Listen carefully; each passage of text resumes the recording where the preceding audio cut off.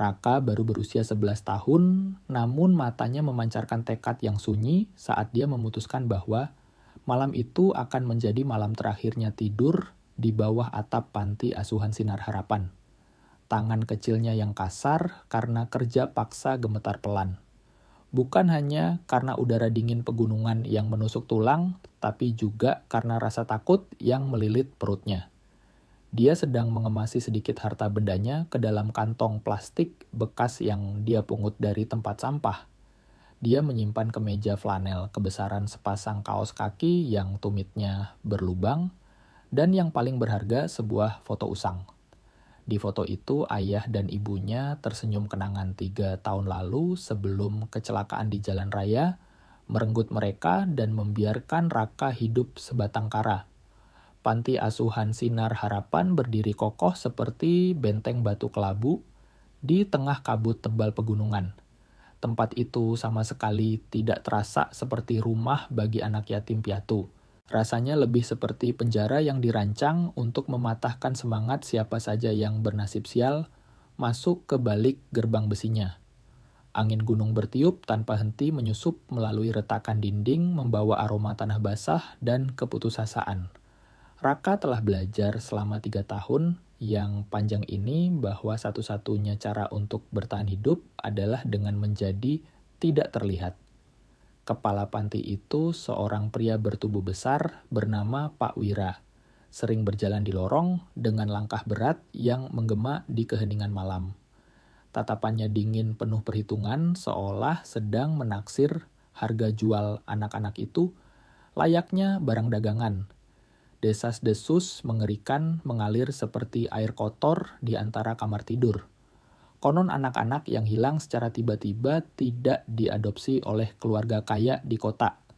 Mereka hanya lenyap begitu saja dihapus dari buku induk seolah-olah mereka tidak pernah bernapas.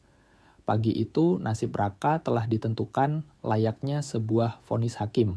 Saat sedang mengepel lantai di dekat kantor kepala panti, dia mendengar suara serak Pak Wira dari balik pintu yang sedikit terbuka. Pria itu berbicara di telepon dengan nada bisnis yang membuat darah Raka membeku. Dia bilang paketnya sudah siap. Dia menyebutkan seorang anak laki-laki 11 tahun, sehat kuat dan tanpa kerabat yang akan mencarinya. Dia berkata pengiriman akan dilakukan saat fajar menyingsing esok hari. Pengiriman. Kata itu terngiang di kepala Raka sekeras pukulan palu. Dia tahu persis apa artinya. Dia pernah melihat anak lain pergi dengan mobil kijang hitam berjanji menulis surat yang tak pernah sampai. Dia tidak bisa membiarkan hal itu terjadi padanya. Naluri bertahan hidup api purba yang diwariskan orang tuanya kini membara di dadanya memberikan kehangatan yang kontras dengan udara kamar asrama yang membeku. Malam pun turun dengan berat membawa badai hujan deras yang menghantam jendela berteralis dengan ganas. Ini adalah cuaca sempurna untuk melarikan diri. Suara angin dan guntur akan menyamarkan langkah kakinya. Raka menunggu diam tak bergerak di atas ranjang, tipisnya menghitung detik demi detik, hingga napas teman-temannya terdengar teratur dan lelap. Dia bangun perlahan, merasakan dinginnya lantai semen yang menggigit telapak kakinya yang telanjang. Dia berjalan mengendap-endap menuju jendela kamar mandi di ujung lorong yang gelap. Dia tahu grendelnya sudah karatan dan akan terbuka jika didorong dengan tekanan yang tepat. Dia mendorong dengan hati-hati. Besi tua itu berderit pelan, tapi suara badai di luar menelan bunyinya. Dia membuka celah yang cukup lebar agar tubuh kurusnya bisa lewat. Angin dingin langsung menampar wajahnya membasahi bajunya seketika, tapi Raka tidak berhenti. Dia menyelinap keluar jatuh terjerembab ke lumpur halaman belakang. Hujan terasa seperti jarum es yang menusuk kulitnya, dan lumpur pekat berusaha menjerat pergelangan kakinya. Setiap kali dia melangkah menuju tembok pembatas. Tangannya berdarah saat jari-jarinya mencari celah di antara batu-batu yang sudah dia longgarkan secara diam-diam berminggu-minggu lalu menggunakan sendok curian. Dia memanjat dengan cepat didorong oleh teror murni membayangkan apa yang menunggunya jika dia tetap tinggal. Sesampainya di atas tembok, dia melihat ke bawah. Kegelapan total sebuah jurang hitam yang menjanjikan kebebasan atau bahaya yang mematikan. Dia tidak berpikir dua kali. Dia memejamkan mata memeluk erat kantong plastiknya ke dada dan melompat ke dalam malam, meninggalkan neraka yang dia kenal untuk masuk ke dalam kabut Danau Sukma, tanpa tahu bahwa ujian sebenarnya baru saja dimulai. Hantaman tubuhnya ke tanah membuat napas Raka tersentak keluar dengan suara gedebuk. Dan untuk sesaat, dia hanya melihat bintik-bintik putih menari dalam kegelapan. Rasa nyeri yang tajam di pergelangan kaki kanannya berteriak, menyuruhnya berhenti, menyuruhnya menyerah saja di sana di atas lumpur yang dingin. Namun bayangan wajah Pak Wira yang menunggu dengan senyum dingin di kantornya sudah cukup untuk memaksanya bangkit kembali.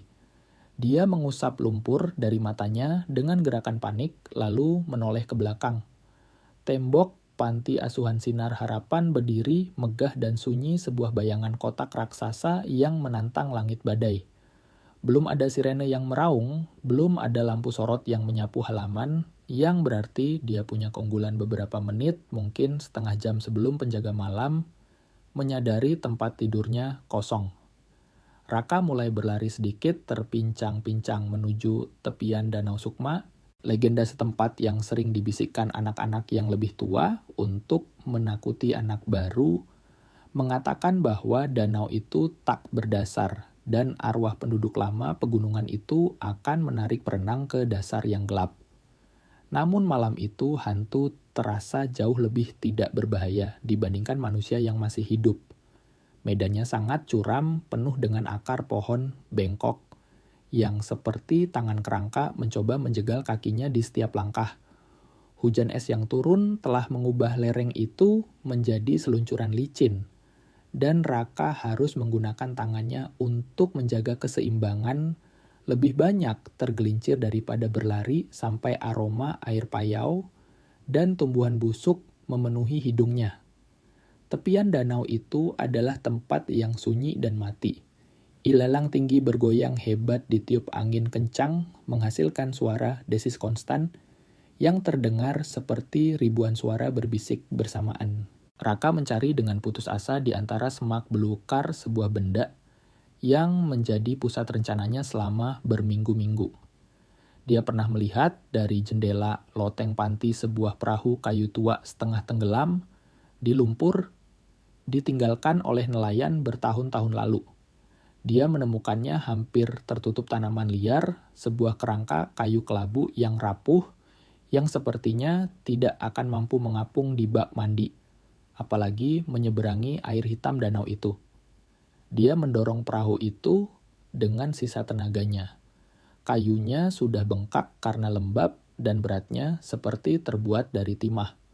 Kakinya terbenam ke dalam lumpur tepian, sampai ke mata, kaki, dan air dingin merembes masuk ke dalam sepatunya, yang sobek mengirimkan kram menyakitkan ke kakinya.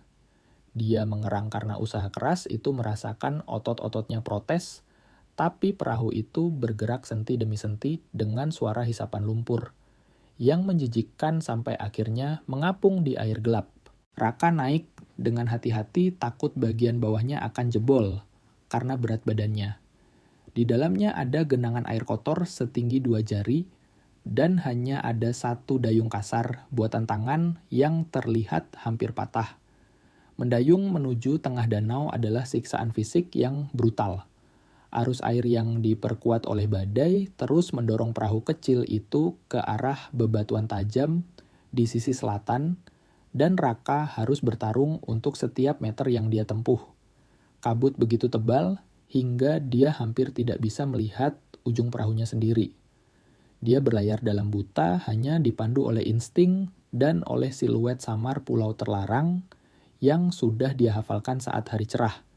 Dingin adalah musuh yang hidup. Tangannya yang mencengkeram dayung kehilangan rasa dengan cepat berubah menjadi cakar kaku yang kesakitan. Angin melemparkan air es ke wajahnya bercampur butiran hujan kasar yang perih seperti jarum. Di tengah kehampaan kelabu itu rasa takut mulai mempermainkan pikirannya. Dia merasa melihat bentuk-bentuk bergerak di bawah permukaan air bayangan panjang yang mengikuti irama dayungnya. Dia teringat cerita tentang anak-anak panti yang hilang dan bertanya-tanya apakah tubuh mereka sedang beristirahat di bawah sana di dalam lumpur dingin. Dia menggelengkan kepalanya dengan keras untuk mengusir pikiran itu. Dia tidak boleh panik, dia harus sampai ke pulau kecil itu. Itu adalah satu-satunya tempat di mana Pak Wira tidak akan langsung mencarinya. Karena bahkan kepala panti yang jahat itu masih menghormati tahayul lokal tentang tanah terkutuk itu. Tiba-tiba lunas perahu bergesekan dengan sesuatu yang padat. Suara kayu beradu dengan batu adalah musik paling merdu yang pernah didengar Raka seumur hidupnya. Dia sampai. Siluet pulau itu muncul dari dalam kabut seperti punggung binatang raksasa yang sedang tidur. Itu adalah sebidang tanah tandus tertutup semak berduri dan bebatuan hitam. Di bagian paling tinggi terlihat struktur reruntuhan sebuah gubuk dengan atap yang sebagian sudah runtuh, dan jendela kosong seperti rongga mata tanpa kehidupan. Raka melompat ke pantai berbatu terpeleset di atas batu berlumut dan menyeret perahunya cukup jauh agar arus tidak membawanya pergi. Kakinya gemetar tak terkendali sekarang setelah adrenalin dari usaha fisiknya mulai menghilang. Rasa dingin telah masuk ke tulangnya dalam dan menyakitkan. Dia berjalan menuju gubuk itu memeluk dirinya sendiri mencari perlindungan apapun dari angin yang menyayat. Bangunan itu tampak sudah ditinggalkan puluhan tahun. Kayunya hitam karena cuaca dan lumut menutupi dinding luarnya. Raka berharap menemukan pintunya terkunci terhalang puing atau dipaku mati seperti biasanya bangunan kosong di daerah itu. Dia mendekati pintu masuk dengan jantung menghantam tulang rusuknya. Dia mengulurkan tangan menyentuh kayu kasar pintu itu. Yang mengejutkan dan membuatnya ngeri, pintu itu tidak memberikan perlawanan. Tidak macet dimakan waktu juga tidak terkunci. Pintu itu terbuka dengan mulus, dengan derit engsel yang baru diminyaki bergema, secara tidak wajar di keheningan pulau. Bagian dalamnya gelap gulita, tapi aroma aneh keluar menyambutnya. Tidak bau debu tua atau bau apek bangunan kosong. Baunya seperti lilin yang baru dibakar dan rempah-rempah kering. Seseorang atau sesuatu pernah berada di sana dan pintu yang terbuka itu terasa kurang seperti undangan dan lebih seperti mulut yang menunggu untuk menutup. Raka mendorong pintu di belakangnya dengan bahu dan bunyi gedebuk kayu melawan kusen memotong lolongan angin di luar.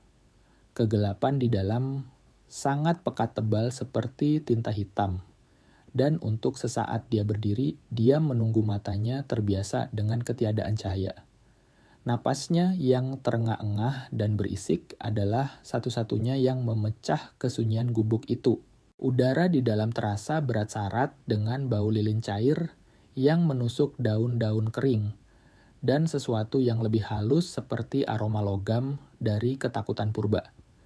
Dia meraba dinding dengan tangan gemetar merasakan tekstur kasar kayu yang tidak diamplas mencari perabot atau pegangan agar tidak jatuh. Kakinya hampir tidak bisa menopangnya lagi. Dinginnya air danau Sukma telah merembes melalui pakaiannya yang basah kuyup sampai ke sumsum tulangnya dan giginya mulai bergemeretak dengan ritme tak terkendali yang menyakitkan rahangnya. Dia butuh cahaya dan dia butuh kehangatan atau hipotermia akan membunuhnya sebelum matahari terbit. Jari-jarinya yang mati, rasa dan kaku menyenggol permukaan datar. Itu sebuah meja. Raka menyapu permukaan itu dengan telapak terbuka menjatuhkan beberapa benda kecil yang menggelinding di kegelapan sampai tangannya menggenggam sebuah kotak kecil persegi panjang. Itu korek api. Kotaknya terasa lembek karena udara lembab dan dia harus mencoba 3 kali menggores dengan keputusasaan yang meningkat sebelum kepala korek itu memercik dan menyala. Nyala api kecil itu kuning dan bergoyang-goyang menerangi ruangan, melemparkan bayangan panjang dan terdistorsi yang menari di dinding seperti hantu. Apa yang diungkapkan cahaya itu bukanlah reruntuhan kosong, melainkan sebuah tempat tinggal yang terganggu. Ada tempat tidur sempit di sudut dengan spray wall yang berantakan seolah-olah siapapun yang tidur di sana bangun dengan tergesa-gesa dan tidak pernah kembali untuk merapikannya.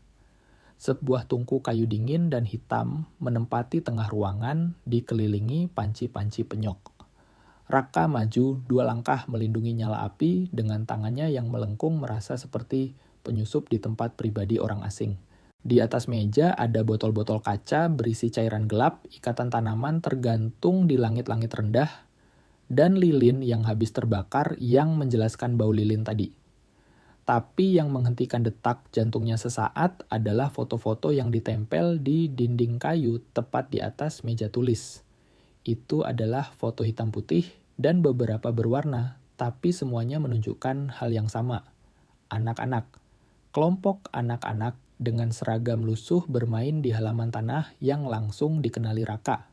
Itu adalah halaman belakang Panti Asuhan Sinar Harapan. Dan di tengah banyak foto itu muncul seorang wanita muda berambut hitam dan bermata sendu, tapi dengan senyum yang memancarkan kehangatan yang sudah bertahun-tahun tidak dilihat Raka. Butari, dia ingat nama itu. Dia adalah guru yang hilang musim dingin, lalu satu-satunya yang sering membawakan permen secara diam-diam sebelum Pak Wira melarangnya masuk. Api korek membakar ujung jarinya, dan Raka melepaskannya dengan desis kesakitan, membuat ruangan kembali remang-remang. Dia menyalakan yang baru dengan urgensi tinggi karena kegelapan tiba-tiba terasa penuh dengan mata yang mengawasi. Saat dia membungkuk untuk mencari kayu bakar buat tungku cahaya korek menerangi lantai kayu mengungkapkan detail yang seharusnya tidak ada di situ.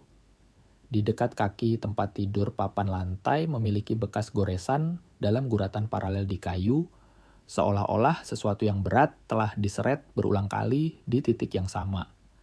Raka melupakan rasa dinginnya sesaat. Dia berlutut mengabaikan nyeri di lututnya yang terluka dan meraba celah lantai dengan jarinya. Ada satu papan yang sedikit lebih tinggi dari yang lain hanya beberapa milimeter, tapi cukup untuk menyadari bahwa papan itu tidak dipaku.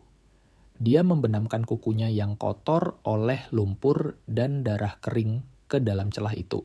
Kayunya melawan pada awalnya bengkak karena kelembaban danau, tapi anak itu menggunakan berat tubuhnya dan tuas dari keputusasaannya sendiri. Dengan bunyi kertak kering yang terdengar seperti tembakan, di keheningan pulau papan itu menyerah dan terangkat. Di bawahnya tidak ada tanah basah.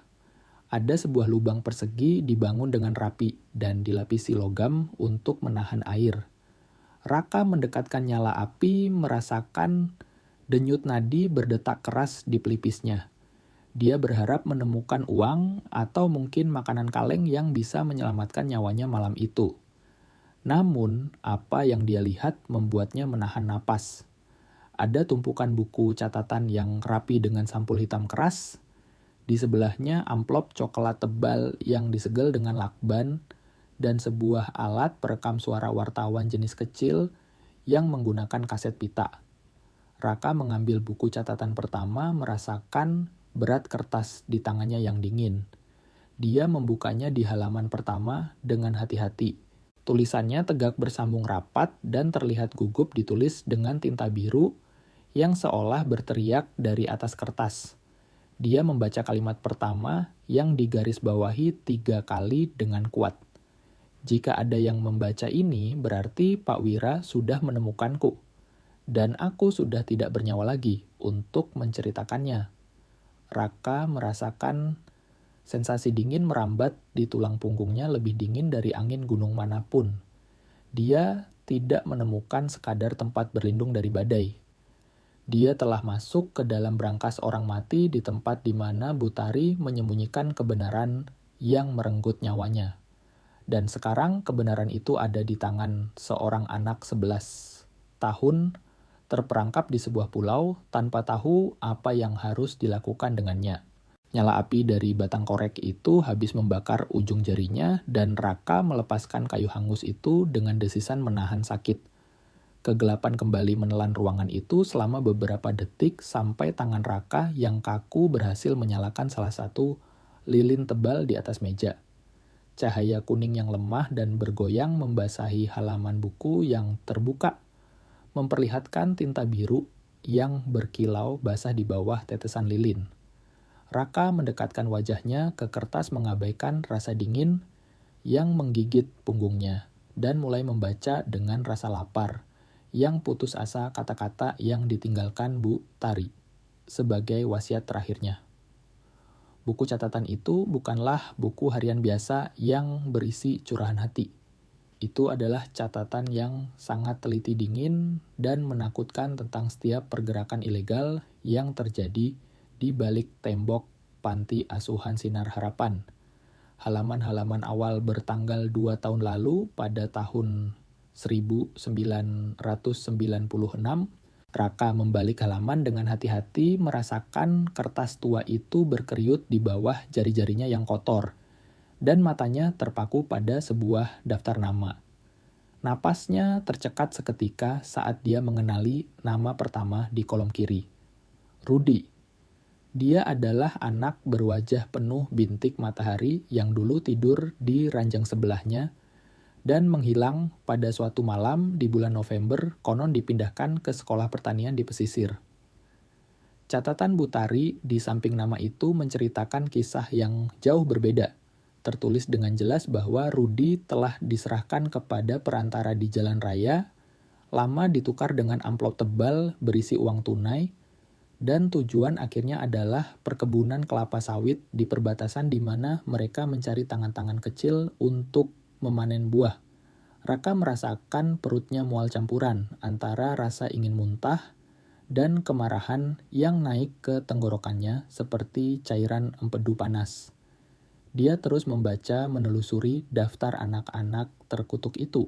Anak gadis kecil yang suka bernyanyi di paduan suara dijual untuk menjadi pembantu rumah tangga di sebuah rumah mewah di ibu kota. Budi yang selalu mengukir kayu dikirim ke tambang liar di selatan, di mana terowongannya terlalu sempit untuk dimasuki orang dewasa. Pak Wira, kepala panti yang selalu tersenyum saat misa hari Minggu, tidak sedang mengelola panti asuhan. Dia sedang mengelola gudang manusia, dan Bu Tari telah mencatat semuanya. Angin di luar menghantam gubuk dengan kekuatan baru membuat balok-balok atap mengerang seperti binatang yang terluka. Raka menggigil, tapi dia tidak bisa mengalihkan pandangan dari dokumen-dokumen itu. Dia membuka salah satu amplop coklat, merobek segelnya dengan jari yang hampir mati rasa. Berjatuhanlah foto-foto gambar buram yang diambil dari jauh memperlihatkan mobil kijang, memuat anak-anak di waktu subuh, dan pria-pria yang bertukar koper di bawah hujan. Ada bukti transfer bank salinan setoran atas nama perusahaan fiktif dan surat-surat dengan stempel dinas palsu. Skala operasinya jauh lebih besar dari yang bisa dibayangkan anak manapun dalam mimpi terburuknya. Bukan hanya Pak Wira. Buku itu menyebutkan oknum polisi lokal pegawai catatan sipil, dan bahkan hakim desa semuanya telah dibeli dengan uang kotor hasil penjualan anak yatim. Tulisan tangan Bu Tari berubah seiring bertambahnya halaman. Pada awalnya tulisannya rapi dan bulat khas seorang guru sekolah dasar. Menjelang akhir pada catatan tahun 1997,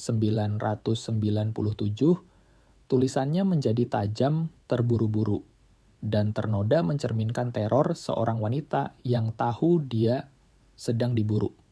Catatan terakhir yang ditulis hanya 3 hari sebelum dia menghilang adalah yang paling sulit dibaca.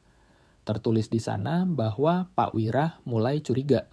Dijelaskan bahwa kepala panti itu telah menemukan kamera tersembunyi di ruang kelas. Dan sore itu dia menerima kunjungan dari Bang Togar, tukang perahu bermata satu, yang menjadi mata dan telinga Pak Wira di danau. Bu Tari menulis dengan goresan pena yang hampir merobek kertas bahwa dia akan menyembunyikan bukti di pulau kecil itu di gubuk tua milik kakeknya berharap bisa kabur ke kota untuk mencari pengacara yang dia percaya.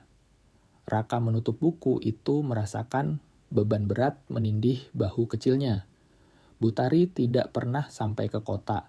Dia tidak pernah bertemu pengacara itu. Gubuk ini bukanlah tempat persembunyian sementara, melainkan telah menjadi kuburannya yang sunyi menyimpan rahasianya, sampai seorang anak pelarian yang didorong oleh keputusasaan yang sama menggali kembali semuanya. Raka mengerti dengan kejelasan yang membekukan darah bahwa nyawanya kini tidak ada harganya jika dia tertangkap. Ini bukan lagi sekadar kabur dari panti asuhan yang kejam. Sekarang dia adalah saksi kunci pemegang bukti yang bisa menghancurkan orang-orang yang sangat berkuasa. Dia menyelipkan buku catatan paling penting itu ke dalam balik kemeja flanelnya menempel di dadanya berusaha melindunginya dari udara lembab. Dia baru saja akan meniup lilin untuk menghemat sisa batang yang ada ketika suara yang berbeda merembes masuk menembus dinding kayu. Itu bukan lolongan angin, bukan pula hantaman hujan di atap. Itu adalah dengungan rendah, ritmis, dan mekanis yang semakin keras setiap detiknya. Raka membeku dengan mulut terbuka, setengah bernapas, dan matanya terkunci pada pintu yang tertutup. Suara itu tidak mungkin salah, bahkan bagi anak yang menghabiskan hidupnya terkurung. Itu adalah raungan mesin tempel perahu motor yang sedang berjuang melawan ombak Danau Sukma. Seseorang sedang mendekat ke pulau menembus badai dan kegelapan langsung menuju ke tempat dia berada. Dia mematikan lilin dengan satu tiupan menenggelamkan ruangan dalam kegelapan total dan merangkak di lantai menuju jendela terdekat. Dia membersihkan kaca kotor dengan lengan bajunya dan mengintip keluar menahan napas sampai paru-parunya sakit. Di kejauhan di antara tirai hujan dan kabut, dia melihat sorotan cahaya yang kuat sebuah lampu sorot yang menyapu air hitam mendekat tanpa ampun ke arah pantai berbatu tempat dia meninggalkan perahu dayung kayunya yang menyedihkan. Pak Wira atau anjing pemburunya telah tiba. Cahaya lampu sorot itu menyapu bagian depan gubuk, menerangi papan-papan lapuk dengan kejelasan yang menyilaukan, menyakiti mata Raka yang terbiasa gelap. Anak itu menjatuhkan diri ke lantai, menempelkan dadanya ke kayu kotor. Dengan jantung yang memukul tulang rusuknya seperti burung yang terperangkap di sangkar sempit. Dengungan mesin motor tiba-tiba mati menyisakan keheningan yang jauh lebih buruk daripada kebisingan tadi. Sekarang hanya terdengar kecipak air menabrak lambung perahu fiber dan suara berat yang tak salah lagi dari sepatu bot yang melompat ke kerikil pantai. Raka tahu dia tidak bisa tetap di dalam. Gubuk itu adalah jebakan maut peti mati kayu tanpa jalan keluar. Jika mereka menemukannya di sini terpojok di antara 4 dinding, dia tidak akan punya kesempatan lari. Dia memasukkan buku Butari ke dalam celananya, mengencangkan ikat pinggang sampai sakit untuk memastikan dokumen itu tidak jatuh saat berlari. Dia merangkak menuju jendela belakang yang menghadap ke jurang pendek berisi batu dan semak belukar berlawanan arah dengan dermaga darurat. Dia mendengar suara serak dan penuh dahak memaki karena cuaca buruk. Itu Bang Togar. Raka langsung mengenalinya bukan karena pernah berbicara dengannya, tapi karena dia adalah sosok mimpi buruk yang mengawasi keliling panti dari perahunya. Pria itu berjalan dengan langkah berat, menginjak ranting kering mendekati pintu utama. Raka tidak menunggu sampai melihat gagang pintu berputar. Dia meluncur keluar lewat jendela, jatuh ke lumpur beku di luar, dan berguling hingga tersembunyi di balik semak berduri yang menggores wajah dan tangannya. Hujan masih turun, sebuah berkah terselubung karena suara deras air di atas dedaunan menyamarkan napasnya yang memburu dan suara tubuhnya yang merayap di tanah. Dari persembunyiannya, dia melihat bagaimana sorotan senter yang kuat membelah bagian dalam gubuk melalui jendela. Bang Togar sudah di dalam. Terdengar suara perabot dibalikkan kursi dilempar ke dinding dan suara kaca pecah. Pria itu tidak mencari dengan hati-hati, dia sedang menghancurkan, mencari tanda kehidupan dengan kehalusan seekor binatang buas. Raka tahu Bang Togar akan menemukan lilin yang masih hangat sumbunya. Dia akan menemukan papan lantai yang terbongkar. Dia akan tahu dalam hitungan detik bahwa seseorang baru saja berada di sana kurang dari 1 menit lalu. Raka harus menjauh. Dia melihat ke arah tepian danau di mana bayangan lebih pekat.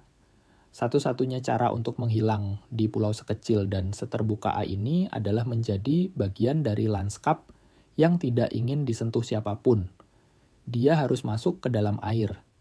Dia bergerak sambil membungkuk mengabaikan nyeri tajam di pergelangan kakinya yang terkilir dan menuju ke area yang penuh dengan tanaman gelagah tinggi sekitar 20 meter dari dermaga. Air danau Sukma hitam dan tenang tampak seperti oli. Di bawah langit mendung, Raka mencelupkan satu kaki dan rasa dinginnya begitu hebat, hingga rasanya seperti kulitnya dikuliti. Dia ingin berteriak, tapi dia menggigit bibirnya sampai merasakan rasa logam darah. Dia memaksakan diri untuk terus maju selangkah demi selangkah sampai air sedingin es itu mencapai pinggangnya. Dia berjongkok di antara batang-batang gelagah dengan air mencapai lehernya menggigil dengan begitu hebat hingga gerakannya menciptakan riak-riak kecil di sekelilingnya. Dari sana dia memiliki pandangan jelas ke arah perahu dayungnya sendiri kulit kacang busuk yang dia gunakan untuk kabur. Bang Togar keluar dari gubuk menyorotkan senternya ke tanah mengikuti jejak lumpur segar yang ditinggalkan Raka saat masuk tadi. Sorotan cahaya mengikuti jejak itu turun ke jalan setapak hingga berhenti tepat di atas perahu yang ditinggalkan di tepi pantai. Bang Togar mendekat dan tertawa kering suara yang dibawa angin sampai ke telinga Raka. Pria itu menendang kayu lapuk perahu itu mengonfirmasi kecurigaannya. Dia tahu buronannya masih ada di pulau. Tidak ada tempat untuk lari. Raka melihat pria itu mengambil sesuatu dari sabuknya. Itu adalah handy-talkie. Meskipun jarak dan hujan menyamarkan kata-kata persisnya, nada urgensinya sangat jelas. Dia sedang memanggil Pak Wira. Dia sedang meminta bantuan atau mungkin instruksi untuk menyelesaikan pekerjaan kotor itu malam ini juga. Dinginnya danau mulai bekerja dengan lambat dan mematikan. Kaki Raka yang terendam dalam air glasial berhenti terasa sakit dan beralih ke kondisi mati rasa yang berbahaya. Dia merasa pikirannya menjadi lambat, kental seperti madu. Demam yang dipicu oleh infeksi luka-lukanya dan hipotermia yang mulai menyerang mulai mengaburkan pandangannya. Lampu-lampu dari perahu Bang Togar tampak memanjang dan berubah bentuk menjadi monster yang bersinar. Dia harus keluar dari air atau dia akan mati beku sebelum mereka menemukannya. Tapi jika dia keluar, Bang Togar akan melihatnya. Dia terperangkap di antara kematian sunyi karena dingin dan kekerasan pasti dari pria di pantai itu. Raka memejamkan mata sesaat mencoba memanggil bayangan orang tuanya untuk memberi kekuatan, tapi dia hanya melihat kegelapan danau, menjanjikan istirahat abadi jika dia menyerah begitu saja. Saat itulah dia mendengar mesin perahu dinyalakan kembali. Bukan untuk pergi, melainkan untuk mengelilingi pulau, menyisir dari air memburunya seperti ikan yang terpojok. Air hitam Danau Sukma berhenti terasa dingin setelah beberapa menit dan berubah menjadi sesuatu yang jauh lebih berbahaya. Rasanya menjadi berat seperti selimut timah cair yang membungkus tubuh Raka mengajaknya untuk memejamkan mata dan tenggelam. Rasa sakit yang tajam di kakinya telah lenyap digantikan oleh mati. Rasa yang aneh, sebuah kekosongan rasa yang merambat perlahan dari ujung kaki menuju dadanya. Raka tahu dari insting dan peringatan anak-anak panti yang lebih tua bahwa ketenangan ini adalah pendahuluan menuju kematian. Mesin perahu Bang Togar terus berdengung berputar-putar mengelilingi pulau kecil itu seperti lalat raksasa yang gigih. Setiap kali sorotan lampu lewat dekat tanaman gelagah, Raka membenamkan kepalanya di bawah permukaan menahan napas sampai paru-parunya terasa terbakar. Namun setiap kali dia muncul untuk mengambil napas dunia terasa berputar Sedikit lebih cepat dan tepi pandangannya mulai diwarnai kabut putih yang bukan berasal dari cuaca melainkan dari demamnya sendiri. Di tengah igauan beku itu, pikirannya mulai memainkan tipuan kejam. Suara hujan yang menghantam air berubah menjadi suara kaca pecah suara yang sama yang dia dengar di malam kecelakaan orang tuanya. Tiba-tiba, dia tidak lagi berada di danau. Dia berada di kursi belakang mobil tua ayahnya melihat dunia berjungkir balik dan merasakan tangan hangat ibunya mencari tangannya dalam kegelapan. Raka dia mendengar sebuah suara berbisik di telinganya jernih dan manis membelah angin gunung. "Jangan tidur sayang, kamu harus bergerak," itu suara ibunya. Begitu nyata hingga Raka menoleh berharap melihat ibunya mengapung di sebelahnya di antara gelagah. Tapi dia hanya melihat kegelapan kosong dan buih ombak yang ditinggalkan perahu musuh. Namun halusinasi itu memenuhi tujuannya. Percikan teror bercampur dengan kesedihan mendalam menyalakan kembali keinginan hidupnya. Dia tidak boleh mati di sini. Dia tidak bisa membiarkan ceritanya berakhir di dasar danau kotor, seperti barang hilang yang tidak dipedulikan siapapun.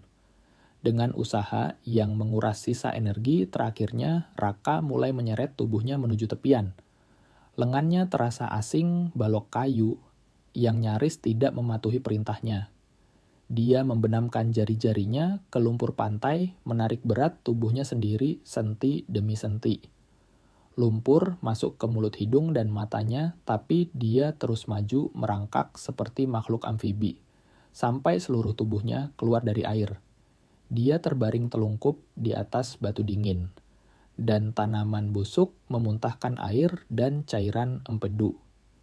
Tubuhnya gemetar dengan kejang hebat, tak terkendali guncangan yang membuat giginya beradu begitu keras, hingga dia takut lidahnya akan putus. Dia meraba dadanya dengan panik di balik kemejanya yang basah. Buku catatan bersampul hitam itu masih di sana tertekan di kulitnya sebuah balok padat yang kini menjadi satu-satunya harta berharganya sekaligus vonis kematiannya. Tepat ketika dia berpikir, Bang Togar sudah cukup jauh untuk membiarkannya bernapas suara baru memecah malam. Bukan dengungan tajam mesin tempel yang tadi dia dengar, itu adalah raungan yang lebih dalam berat dan bertenaga suara mesin diesel yang mendekat dengan otoritas. Raka mengangkat kepalanya dengan susah payah dan melihat ke arah dermaga darurat gubuk itu. Sebuah kapal kedua jauh lebih besar dan stabil muncul dari dalam kabut. Kapal itu memiliki lampu navigasi merah dan hijau serta lampu sorot di atapnya yang sekuat lampu truk. Perahu Bang Togar mendekati pendatang baru itu dan mesin mereka melambat menderu mengancam. Raka melihat dua sosok melompat dari kapal besar itu ke dermaga kayu. Sosok pertama tidak jelas seorang pria tegap berjas hujan. Tapi sosok kedua berjalan dengan ketenangan yang mengerikan bertumpu pada tongkat elegan yang tidak dia butuhkan untuk berjalan melainkan untuk memaksakan rasa hormat. Cahaya lampu sorot meneranginya, sekilas memperlihatkan mantel wol abu-abu panjang dan wajah yang dicukur rapi dengan presisi bedah. Itu Pak Wira. Kepala panti itu tidak hanya mengirim anjing pemburunya. Dia datang sendiri secara pribadi. Itu memastikan tanpa keraguan bahwa dia tahu persis apa yang disembunyikan Butari di pulau itu. Dia tidak di sana untuk mengambil kembali anak pelarian. Dia di sana untuk memastikan rahasia yang terkubur di bawah lantai gubuk tetap terkubur selamanya bersama siapapun yang menemukannya. Raka menyadari dengan horor baru bahwa pulau itu bukan lagi tempat persembunyian. Pulau itu telah menjadi kandang dan sipirnya baru saja mengunci pintu. Pak Wira melangkah di jalan setapak berbatu dengan arogansi seseorang yang berjalan di rumahnya sendiri, sementara anak buahnya mengikuti seperti bayangan patuh di bawah hujan. Raka yang tergencet di lumpur beku di balik semak-semak menahan napas, merasakan dingin membakar paru-parunya setiap kali menarik napas kecil. Dia tahu dengan kepastian matematika bahwa dia punya waktu kurang dari 2 menit sebelum kepala panti itu menemukan lubang kosong di lantai gubuk. Waktu telah berubah menjadi musuh paling kejam berlari seiring detak jantungnya yang gila. Suara pintu yang ditendang bergema di seluruh pulau kecil itu segera diikuti oleh suara sepatu bot berat yang menghancurkan apapun yang tersisa di dalam. Raka memanfaatkan keributan itu untuk bergerak. Dia tidak bisa kembali ke air dalam di mana hipotermia akan membunuhnya dalam sekejap, dan dia juga tidak bisa mencuri kapal besar Pak Wira yang dijaga oleh pria bersenjata yang sedang merokok di dermaga. Satu-satunya pilihannya, betapapun nekat dan gila kelihatannya, adalah perahu busuknya sendiri. Dia merangkak di atas lumpur, mengabaikan batu tajam yang menyayat lututnya menembus kain celana basah. Dia sampai di tempat Bang Togar meninggalkan perahu rapuh itu. Perahunya sudah setengah penuh air hujan, dan kayunya berkeriut pelan saat Raka meletakkan tangannya di pinggiran. Dia mendorongnya ke danau dengan kekuatan yang lahir dari kepanikan mutlak. Lumpur tepian mencoba menahannya, menghisap lambung perahu dengan suara kasar, tapi anak itu mendorong sampai dia merasakan air mencapai betisnya, dan perahu mulai mengapung. Teriakan kemarahan tidak manusiawi dan liar meledak dari arah gubuk. Sialan, tidak ada cari anak itu. Suara Pak Wira membelah malam sarat dengan kekerasan yang membuat Raka gemetar lebih dari sekadar kedinginan. Cahaya senter mulai menyapu pulau itu lagi bergerak dengan kegilaan yang kacau. Raka meluncur masuk ke dalam perahu berbaring di dasar di atas genangan air, agar tidak menampilkan siluet di tengah kabut. Dia tidak berani menggunakan dayung karena suara air yang memukul kayu akan membocorkan posisinya seketika. Sebagai gantinya, dia memasukkan tangannya ke dalam air sedingin es menggunakannya sebagai dayung sunyi, mendorong perahu senti demi senti menuju gumpalan kabut yang paling tebal. Jari-jarinya yang sudah mati rasa dan membiru terbentur bongkahan es dan ranting terapung, tapi dia tidak berhenti. Setiap kayuhan adalah siksaan, tapi setiap meter yang didapat adalah janji kehidupan. Dia mendengar mesin perahu Bang Togar menyalak lagi, dengan raungan agresif yang menggetarkan air di sekelilingnya. Lampu sorot menyapu permukaan danau lewat sangat dekat dari tempat Raka mengapung. Cahaya putih itu menerangi kabut hanya 2 meter dari perahunya, menciptakan dinding cahaya yang buta. Jika pria itu memutar sorotan cahayanya hanya beberapa derajat ke kiri, semuanya akan berakhir. Raka memejamkan mata mendekap buku catatan Butari ke dadanya seolah itu adalah perisai gaib yang bisa membuatnya tidak terlihat. Perahu motor itu lewat melaju kencang ke sisi berlawanan pulau terkecoh oleh ketebalan badai. Arus alami Danau Sukma menangkap perahu kecil. Raka menyeretnya perlahan menjauh dari tepian, menuju kegelapan danau yang terbuka. Anak itu berhenti mendayung, dikalahkan oleh kelelahan dan membiarkan air membawanya. Demam kembali naik panas dan menyesakkan kontras dengan es yang melapisi kulitnya. Dia kehilangan rasa waktu, mungkin bermenit-menit atau berjam-jam mengapung di limbo abu-abu dan basah itu. Pikirannya mulai memproyeksikan gambar-gambar acak.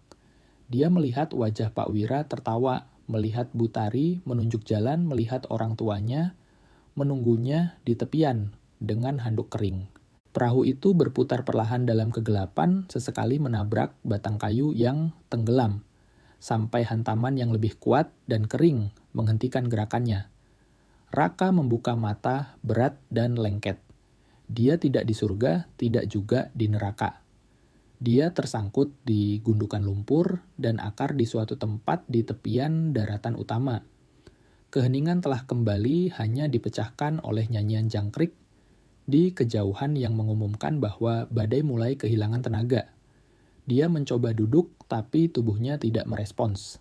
Kakinya tidak berguna, balok daging beku yang menolak untuk patuh. Dengan erangan frustrasi dan sakit, dia menjatuhkan diri dari pinggir perahu berguling ke tanah keras. Tanah itu berbau getah pinus dan kelembaban. Dia menyeret tubuhnya hanya menggunakan siku menjauh dari air didorong oleh insting hewan untuk mencari perlindungan. Setiap gerakan adalah pertempuran melawan gravitasi. Dia sampai di dasar pohon besar dan meringkuk di antara akar-akar yang menonjol mencoba menjaga sedikit panas tubuh yang tersisa. Dia punya dokumennya. Dia telah lolos dari pulau. Tapi sekarang dalam kesepian luas pegunungan Raka tahu malam belum selesai dengannya dan matahari terbit masih terlalu jauh untuk menyelamatkannya. Cahaya kelabu pagi turun menyelimuti pegunungan, tapi tidak membawa kehangatan yang sangat dibutuhkan Raka. Dia terbangun dalam posisi meringkuk di antara akar pohon menggigil begitu hebat hingga giginya beradu dengan ritme yang menyakitkan dan konstan. Pakaiannya kaku karena lumpur kering dan menempel di kulitnya, seperti lapisan es kedua yang mencuri sedikit suhu tubuh yang tersisa. Dia memaksakan diri untuk berdiri bertumpu pada batang pohon yang kasar, dan dunia berputar di sekelilingnya dalam spiral mual dan pusing. Jalan menuju desa kabut terbentang di hadapannya seperti pita, kerikil, dan tanah padat. Raka mulai berjalan menyeret kaki yang berat dipandu oleh insting buta untuk mencari orang makanan atau apapun, yang bukan kesepian hutan yang menakutkan. Setiap langkah adalah perang melawan gravitasi. Pergelangan kakinya bengkak dan memar mengirimkan denyutan peringatan yang naik ke kakinya sampai ke punggung bawah, tapi ketakutan bahwa Pak Wira akan menemukannya di sana terekspos di jalan raya adalah cambuk yang lebih kuat daripada rasa sakit fisik. Saat dia mendekati rumah-rumah pertama bangunan rendah dari batako dan genteng merah, kesunyian ladang digantikan oleh gumam yang semakin keras. Itu hari Minggu. Raka ingat dengan kejelasan tiba-tiba yang menembus demamnya bahwa hari Minggu adalah hari pasar di Desa Kabut. Udara yang tadinya berbau pinus dan hujan sekarang syarat dengan aroma pekat kayu bakar, minyak goreng panas, dan hewan ternak. Masuk ke desa itu seperti melintasi perbatasan tak terlihat. Jalanan berbatu penuh dengan orang petani yang turun dari desa-desa tinggi berbalut sarung tebal dan pedagang yang meneriakkan harga dagangan mereka. Bagi orang lain, pemandangan itu mungkin indah dan penuh kehidupan. Bagi Raka itu adalah labirin ancaman. Dia merasa telanjang, rentan sebuah titik kotor, dan sumbang di tengah keramaian berwarna-warni. Dia menundukkan kepala mencoba menyembunyikan wajahnya di balik kerah kemejanya yang kedodoran dan kotor. Dia tahu penampilannya menarik perhatian. Rambutnya lengket oleh lumpur bibirnya biru, karena dingin dan tatapan matanya yang demam menakuti anak-anak yang berpapasan dengannya. Seorang wanita yang membawa keranjang penuh ayam hidup menyingkir kasar saat melihatnya lewat menggumamkan doa cepat seolah Raka adalah roh jahat yang dibawa badai. Buku catatan Butari yang tertekan di dadanya di balik baju terasa makin berat setiap menit. Itu bukan sekadar kertas dan tinta. Itu adalah bom waktu dan Raka tahu jika ada yang menemukan apa yang dibawanya hidupnya akan berakhir sebelum matahari terbenam. Dia melihat di kejauhan sebuah mobil patroli polisi parkir di depan masjid utama. Kendaraan itu putih dengan garis biru tertutup debu dan dua petugas sedang mengobrol bersandar di kap mesin tertawa dan merokok. Instingnya berteriak agar dia lari ke arah mereka meminta tolong menyerahkan buku itu dan mengakhiri mimpi buruknya. Tapi ingatannya dingin dan logis menghentikannya seketika. Dia ingat nama-nama di daftar Butari. Dia ingat bukti pembayaran kepada pejabat lokal. Seragam itu tidak berarti keamanan. Itu berarti Pak Wira punya mata dan telinga bersenjata di pusat desa. Raka membungkuk bersembunyi di balik lapak alat pertanian, dengan jantung memukul tenggorokannya. Rasa lapar yang sempat mati rasa karena takut dan demam bangun, tiba-tiba dengan keganasan yang membuatnya melipat tubuh. Aroma roti manis yang baru dipanggang mengapung di udara padat dan menggoda berasal dari lapak dekat situ yang tertutup terpal kuning. Raka merasakan mulutnya penuh air liur, reaksi fisik, tak terkendali yang membuatnya lupa sesaat pada bahaya yang mengelilinginya. Dia mendekati lapak itu bergerak seperti hantu di antara kaki-kaki pembeli. Matanya terpaku pada keranjang anyaman penuh dengan roti sisir keemasan yang masih hangat. Uap mengepul darinya menjanjikan kelegaan panas dan kehidupan. Tidak ada yang melihat. Penjualnya seorang wanita bertubuh besar dengan punggung lebar sedang mendebatkan harga tepung dengan pedagang lain. Raka mengulurkan tangan gemetar dan kotor. Jarinya menyentuh kulit renyah salah satu roti. Dia tahu mencuri itu salah. Suster-suster di panti asuhan sudah mengulanginya 1000 kali sebelum Pak Wira mengubah tempat itu menjadi neraka. Tapi moralitas saat ini adalah kemewahan yang tidak mampu dibeli oleh tubuhnya yang sekarat. Dia menutup jarinya di sekitar roti itu merasakan panasnya yang luar biasa. Dan mulai menariknya pelan bersiap untuk lari dan menghilang di antara gang-gang sempit. Tepat ketika dia pikir, dia berhasil sebuah tangan kuat dan kasar muncul, entah dari mana mencengkeram pergelangan tangannya yang kurus seperti borgol besi. Raka menjatuhkan roti itu yang menggelinding di lantai batu dan mendongak dengan teror mutlak berharap melihat wajah kejam Bang Togar atau senyum dingin Pak Wira. Dunia berhenti, suara pasar padam, dan Raka bersiap untuk pukulan terakhir. Tangan yang menangkapnya tidak memukul, tidak juga mengguncangnya dengan kasar seperti yang diharapkan Raka dalam ketakutan butanya. Tangan itu hanya menahannya kuat dan hangat mencegahnya lari menuju kehancurannya sendiri. Raka mendongak dengan mata penuh kepanikan bersiap melihat seragam polisi. Apa yang dia temukan bagaimanapun adalah wajah seorang wanita tua pribumi yang disamak oleh matahari pegunungan yang tak kenal ampun, penuh dengan kerutan dalam, yang tampak seperti peta kehidupan yang keras. Diam bocah, bisik wanita itu dengan suara parau yang terdengar seperti batu beradu di sungai kering. Kalau kamu lari, sekarang polisi yang sedang merokok di pojok sana akan mengejarmu buat olahraga. Wanita itu yang mengenakan beberapa lapis kain jarik dan selendang tebal berwarna abu-abu tidak melepaskannya. Mata hitamnya kecil dan bersinar seperti biji saga memindai wajah kotor. Raka menyadari demam ketakutan dan pakaian yang jelas-jelas bukan milik anak yang punya keluarga di desa itu. Dia melihat ke arah mobil patroli yang parkir di depan masjid, lalu kembali menatap anak itu. Dia tidak mengajukan pertanyaan bodoh. Dia tidak bertanya di mana orang tuanya atau kenapa dia mencuri roti di Minggu pagi. Dengan kearifan instinktif yang dimiliki wanita yang telah bertahan puluhan tahun, menghadapi ketidakadilan di gunung, dia mengerti bahwa anak itu adalah buruan, dan pemburunya sudah dekat. Masuk ke situ, cepat. Perintahnya menarik lengan Raka dengan kekuatan yang mengejutkan. Raka tidak punya waktu untuk membantah atau berpikir.